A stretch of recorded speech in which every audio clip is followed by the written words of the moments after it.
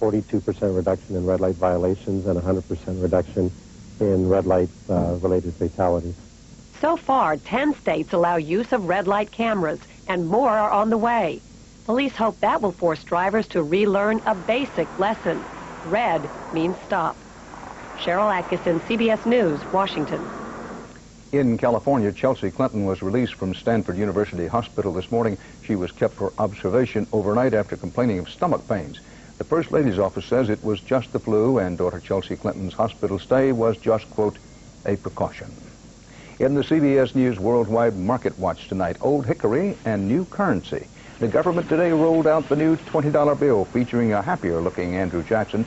The 20 is the latest bill redesigned to be more difficult to counterfeit here and abroad. On Wall Street today, investors were making money the old-fashioned way, a triple-digit gain for the Dow.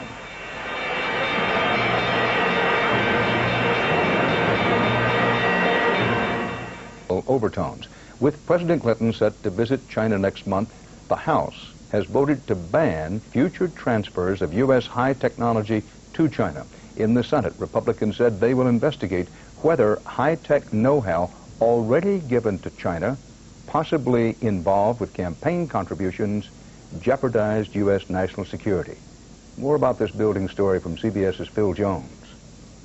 Was it treason? I don't know. I hope not. I don't believe. Republicans in Congress actually raised the T word, the possibility of treason, as they pushed forward with plans to investigate whether American companies illegally gave the Chinese technology secrets. The debate is all about this Chinese rocket that blew up shortly after it was launched in 1996. The rocket carried a satellite built by an American company, Loral.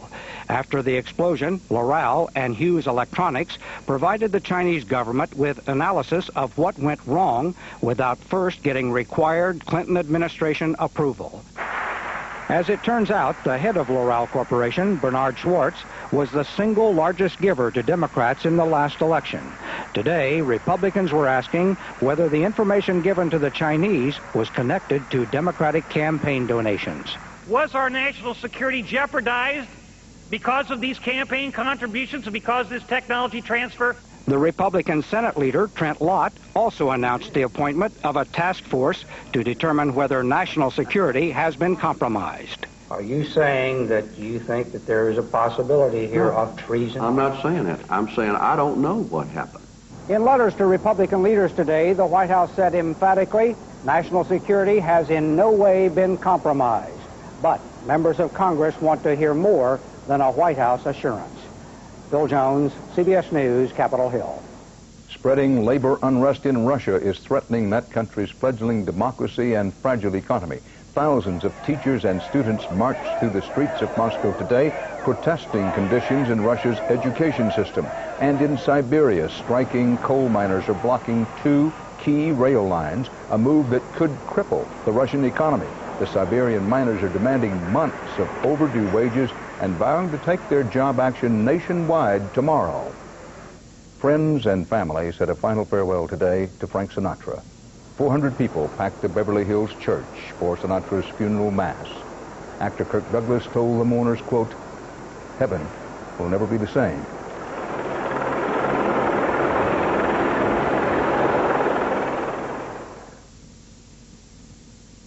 For gas into a growing high-tech communications foul-up you don't know about, something much more serious than beeper troubles. This one could put our country in danger. CBS News national security correspondent David Barton has been looking into deep breaches of U.S. Defense Department computers by hackers, including one that raised the specter of a cyber terrorism attack in progress. It was a secret at the time, but just as the U.S. was about to launch airstrikes against Saddam Hussein last February, the Pentagon was hit by a different kind of attack. Many of our computers were suddenly being hit by some unknown outsider. In a coordinated attack, computers all over the world were being programmed to illegally sign on to the Pentagon network. Not knowing who was behind it, Deputy Secretary of Defense John Hamre alerted the president to a nightmare scenario. Saddam might have launched a sneak electronic attack. We set up a crisis coordination team here in the Pentagon, and at one point I briefed the president to tell him that it was underway. We didn't know the origin of the attack at that time, but we told him it was underway and said that we were taking steps to protect ourselves. The infiltration of the Pentagon's computers was first spotted by this Air Force intelligence team in Texas, where information warriors stand round-the-clock watch against attempts to hack into the system. But this was no ordinary hack job.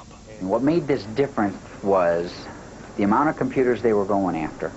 Colonel J.C. Massaro, commander of these cyber soldiers, had never seen anything like it. They wouldn't go away.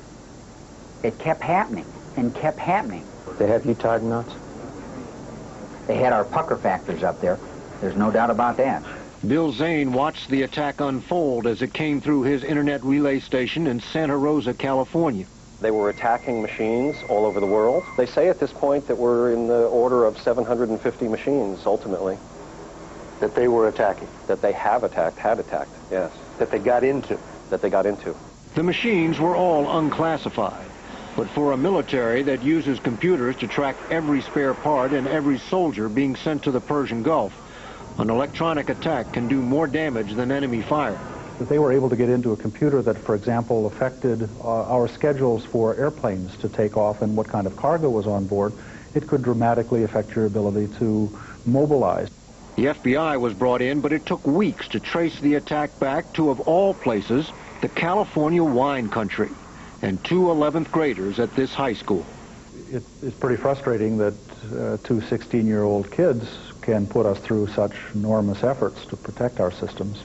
They're under investigation and not talking. But another teenager, John Vernesevich, who communicates with hackers over the internet, interviewed one of them. He says, "It's power, dude, you know power. I'm 16 years old, sitting in my living room, and I can gain access to hundreds of military computers." So if 2 teenagers at this high school in the California wine country can, by the Pentagon's own admission, tie it into knots, what does that say about how vulnerable the U.S. military is to cyber attack? The Pentagon gets hacked all the time. These 17-year-olds who agreed to talk only if we concealed their identities are members of a hacker network called Masters of Downloading. To them, the California hackers did nothing special. It's just a common exploit. Anybody could do it, We could show you to do it in like 5 minutes. The formula the California hackers used is still right there on the internet. In about 30 seconds, you could come here, download this. What you're telling me right now is the software that tied the Pentagon in knots for 5 days is still available on the internet. Yeah, and it's easy to use. And in the hands of a hacker with evil intent, it could spell disaster. He has the ability to wipe you out, literally, in less than 60 seconds. He can issue commands in less than 60 seconds that will leave you with nothing but a blank screen and nothing on your hard drives and nothing in the system. Blank. Gone. Smoking ruins. The Pentagon's anti-hacker squads have suddenly become the frontline troops of the information age, searching out hackers bite by bite, shoring up what has suddenly been exposed as perhaps the weakest link in this country's defenses. In Cloverdale, California, this is David Martin for Eye on America. Tomorrow night, just who are these hackers? David Martin has more for you on what they want and how much of a real threat they pose. Baseball slapped 5 players with light suspensions today after a bench-clearing brawl last night at New York's Yankee Stadium. Baltimore Orioles pitcher Armando Benitez will sit out 8 games for hitting Yankee first baseman Tino Martinez with a head-hunting fastball. 4 others will miss either 2 or 3 games for what happened next. Virtually every player took part in the nearly 10-minute fight that poured right into the Orioles dugout. Into the dugout. This is horrible. The umpires now are standing up. Honey, is there any of that chicken cacciatore left? Look in the freezer. Slow-speed chase of an improbable dream. Fortune seekers, many of them working people who don't make much, waited in long lines today for a chance to win the biggest lottery jackpot in U.S. history. $175 million in tonight's 20-state-sponsored gambling called Powerball. Well, I feel pretty lucky. I guess, like anyone else, they have the same chance of winning. 1 in 80 million. Those are the odds, 1 in 80 million. Put another way, your chances of winning the Powerball jackpot are only slightly improved by buying a ticket. For the CBS Evening News, Dan Rather reporting. Good night.